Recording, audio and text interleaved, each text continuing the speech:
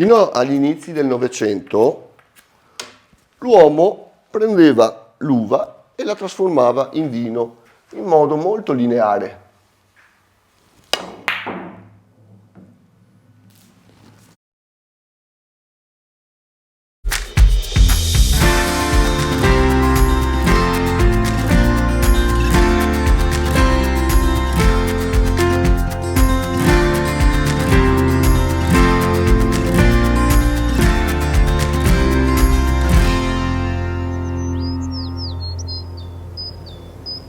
In viticoltura il termine autoctono indica in senso stretto un vitigno che è coltivato esclusivamente o prevalentemente nella sua zona di origine. Sono davvero pochissimi i vitigni che si potrebbero definire autoctoni con questo tipo di interpretazione e forse tra questi potremmo citare un vitigno che sappiamo essere nato sicuramente qui in Veneto circa un secolo fa, che si chiama Incrocio Manzoni 6013, detto anche Manzoni Bianco. Tutti i vitigni che conosciamo oggi nascono dall'incrocio tra due varietà differenti. La maggior parte di essi per casualità, ma qui invece oggi parliamo di incroci o ibridazioni che sono stati gestiti direttamente dall'uomo. Nella fattispecie l'incrocio Manzoni è un incrocio tra Pino Bianco e Riesling.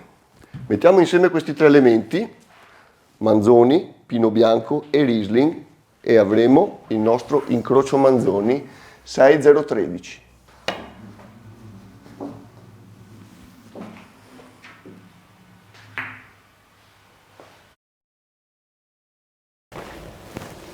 Adesso basta metafore biliardistiche. Entriamo nel vivo della nostra puntata.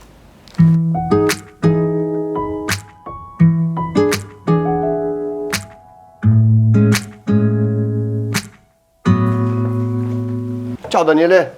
Ciao Giovanni. Sono venuto a trovarti perché oggi parliamo di Manzoni Bianco e vorrei che tu ci raccontassi come hai iniziato a diventare produttore di vino e produttore di incrocio Manzoni Bianco. Io dopo essere stato studente, terminata l'università, ho iniziato a girare il mondo. Sono stato volontario prima in Africa, in Burundi in particolare. Al ritorno ho fatto alcuni anni l'insegnante. Dopo l'insegnamento, sul più bello che era diventato di ruolo, ho lasciato tutto per fermarmi nell'azienda di famiglia e dare una mano qui, in quel dei Colli Iberici, dove c'era il nonno prima e il papà mio dopo. Quindi tu sei originario di Castignero? Io sono nato qui. Sono nato qui, però ho studiato lontano. Dopo 10 anni di collegio sono ritornato alla base.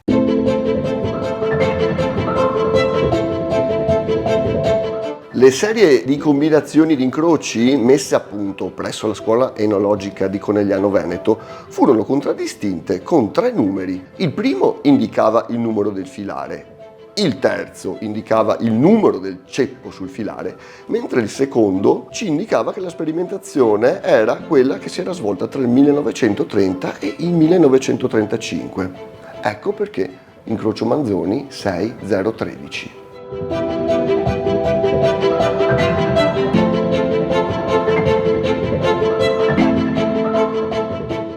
Il nonno è arrivato qui nel 1957 come allevatore di vacche da latte in questa struttura che è la Villa Maffei, un'opera probabilmente di 500 anni fa, non ci sono date scritte, sorta praticamente in una zona che era paludosa e con risorgive. Infatti il cortile antistante e la fontana sul retro sono 2 risorgive spettacolari del nostro territorio, che producono e lasciano sgorgare acqua particolarmente utile un tempo per le esigenze della campagna, ma soprattutto anche adesso, quei tempi che corrono, come noi la usiamo, per l'irrigazione e per il raffrescamento. Quando mi chiedono se è possibile visitare la risorgiva, è un problema perché è tutto riempito d'acqua e una volta all'anno creiamo un evento dove lo svuotiamo e facciamo come evento la discesa all'ipogeo. Noi non siamo venuti qui per parlare di acqua, siamo un po' più interessati all'incrocio Manzoni 6013 o Manzoni Bianco. Come ti sei avvicinato a questo vitigno? Era una degustazione sperimentale dove ho assaggiato per la prima volta questo vitigno e la cosa mi ha incuriosito. Quanti anni fa? Una ventina d'anni fa, più o meno. E i ricercatori del tempo mi hanno detto che nella nostra zona questo poteva dare dei buoni risultati e da lì è nata la curiosità.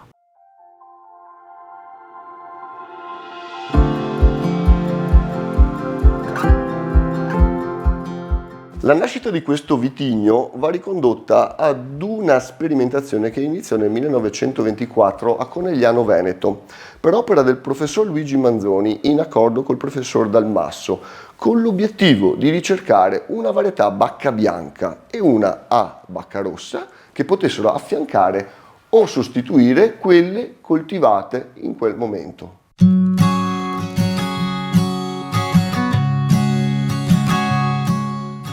Tu all'inizio te lo immaginavi già come prodotto in purezza o pensavi di usarlo per tagliare altri vini bianchi? L'idea iniziale era di utilizzarlo come vino da taglio per correggere la gradazione degli altri vitigni a bacca bianca. Poi in realtà le stagioni sono cambiate, le gradazioni sono aumentate per loro natura, per cui questo scopo veniva meno. L'abbiamo tenuto in purezza.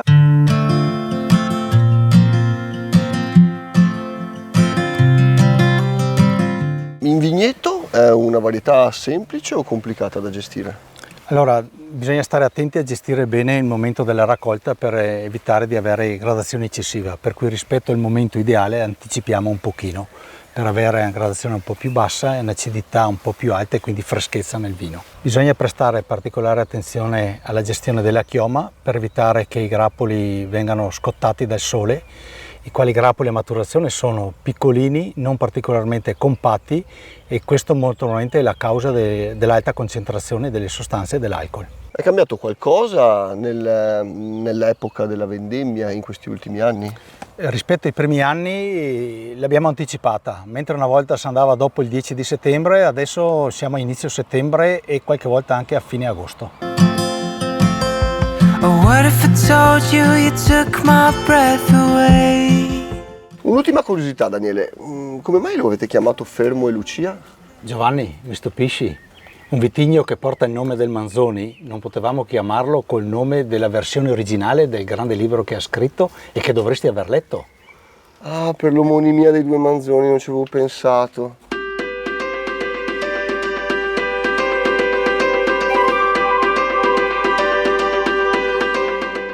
Veramente intenso l'aroma. Beh, tu lo conoscerai a memoria quel romanzo?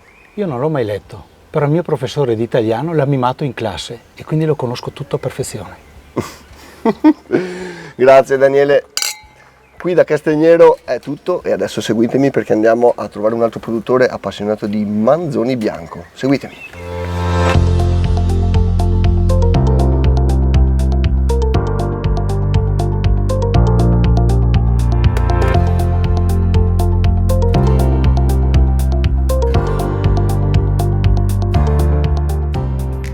Ciao Fabio! Ciao Giovanni! Siamo venuti a trovarti per parlare di Manzoni bianco, il nostro vitigno di oggi, però prima ci racconti un po' come è iniziata la vostra vita da produttori di vino qui sui Colli Iberici? Sì, la nostra storia vinicola è iniziata nel 1966. Siamo un'azienda familiare e ci troviamo a Longare, nel versante più orientale dei Colli Iberici. Quando è iniziata la vostra esperienza, la vostra avventura con questo vitigno? Il primo vigneto l'abbiamo piantato negli anni 80. Poi, visto gli ottimi risultati ottenuti con le prime prove, abbiamo ampliato i nostri impianti negli anni 90 e 2000. Inizialmente veniva usato con vino da taglio per dare corpo e aromaticità ai vini. Anche lo abbiamo usato in appassimento con la garganega e negli anni 2000, proprio il 2000 la prima bottiglia, l'abbiamo fatto in purezza, il Manzoni bianco 6013.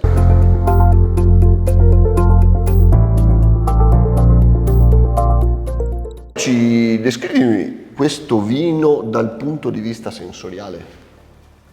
Guarda, porta con sé l'aromaticità del Riesling Renano e la rotondità del Pinot Bianco, le due varietà da cui deriva questo vitigno. But old boyfriends still scare me. They all got a little bit of history with you. Even when you try to tell me, I got no real reason to worry. Ai primi del Novecento, infatti, in Veneto erano arrivate una serie di malattie e di parassiti che, infestando i vigneti, avevano danneggiato gran parte delle superfici vitate, rendendo quindi molto difficile la produzione di uve sane per produrre vini di qualità.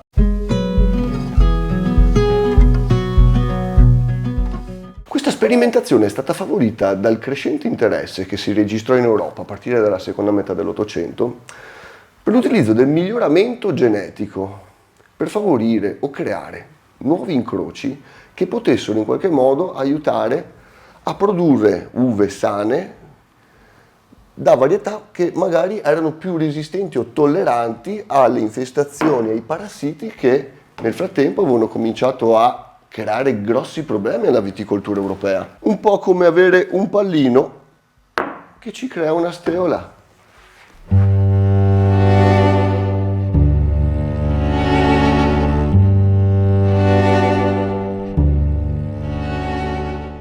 Secondo te questa è una zona vocata per questo vitigno? Beh, direi proprio di sì. Terreni calcarei di origine sedimentaria, con elevato drenaggio. Piove molto poco, quindi rese molto basse, quindi abbiamo un frutto molto concentrato, intenso e abbiamo anche un grado alcolico abbastanza importante.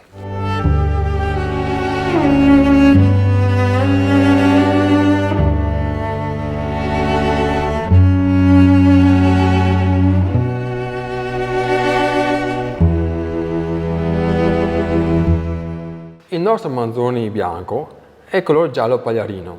All'olfatto è intenso, con note floreali e di frutta esotica. Al palato è fresco, equilibrato e persistente. Forse non è molto acidulo, però con una bella nota di sapidità tipica dei colli iberici.